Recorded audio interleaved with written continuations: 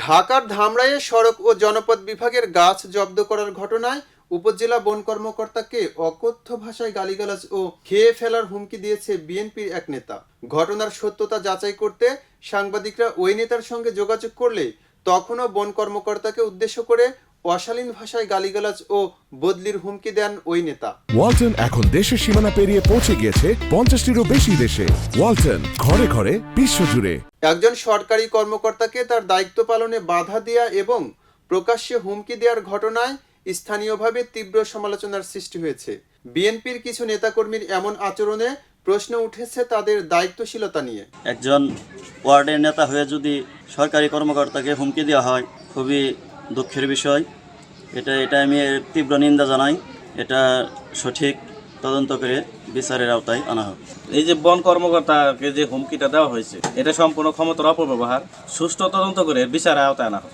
বন কর্মকর্তা আইসেল পাঠাইছেল, হ্যাঁ কইছে কয় কি ভাই এটা তো আমরা জানি না, এটা আপনার থেকে লোক আছে তারাই পাঠিয়ে দিছে, তারাই কইছে যে এটা কি গাছ তাও আমি জানি না। ঘটনার বিষয়ে সাংবাদিকরা বাবুল হোসেনের সঙ্গে কথা বললে তিনি বন কর্মকর্তাকে উদ্দেশ্য করে বলেন, ও জানে না এ এলাকায় কারা থাকে, ওরে একদম খেয়ে ফেলবো। আমার বোনের জামাই ফরেস্ট অফিসার। গাছালার কাছে ও দাবি করছে, ওর নামে জিডি করুন থানায়, ও বেশি বার্গেনিং করলে। ও কি ও চলে সুতার আগে আগে, আমরা সব আগে আগে, ওরা আগে আগে আগে যাবো প্রধান বন বিভাগের কর্মকর্তা। জানা না এই এলাকা কারা। আমাকে আমাদের বিএনপির লোকের উপরে আঘাত করবো, আমি লিখতে পারো না, ওর সিরা বিড়াল দিমাগ করে।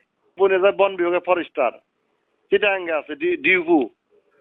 হ্যাঁ, আমি বন মন্ত্রী দিয়ে আমার বোনের বুদ্ধি করাইছি, সম্বন্ধ ব্যাপারে আমি ভালো জানি। ও যে কিনে বাহাদুরি করে দামে থাকার মতো। আমার সঙ্গে দুজন বন বিভাগ থাকে, শালম এই ভ্যালিটি আছে তারা। ও সামান্য ব্যাপার নিয়ে যে না এলাকায়, ও এলাকায় চলন নেবো না।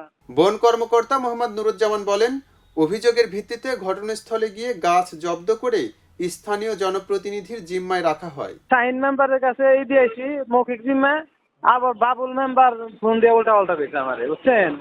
পরে আমি আবার স্যাররে জানাইছি, অনুসারে জানাইছি, স্যার আমার এই অবস্থা। এখন হয়তো বা আমি সরাসরি চিঠি লিখে দিচ্ছে, কেরা আমারে বকলো, কেরা খারাপ ব্যবহার করলো, ওটা ভাই ওদিকে টাকা মুই নেই। আমি আমার যেটা দায়িত্ব ওটা আমি চিঠি লিখে সে দিয়ে দিন, পরে সড়ক ও জনপদ বিভাগের জায়গা হতে গাছ কাটার কারণে গাছের সমতুল্য অর্থ আদায় বা বিধি অনুযায়ী ব্যবস্থা গ্রহণের জন্য উপজেলা নির্বাহী অফিসার বরাবর প্রয়োজনীয় ব্যবস্থা গ্রহণের জন্য চিঠি দিয়েছেন বন কর্মকর্তা। এ বিষয়ে উপজেলা নির্বাহী অফিসারের সাথে যোগাযোগ করা হলে ট্রেনিংয়ে থাকায় তাকে পাওয়া যায়নি। খবরের কাগজ, নিখাত, নির্ভীক, নিরপেক্ষ।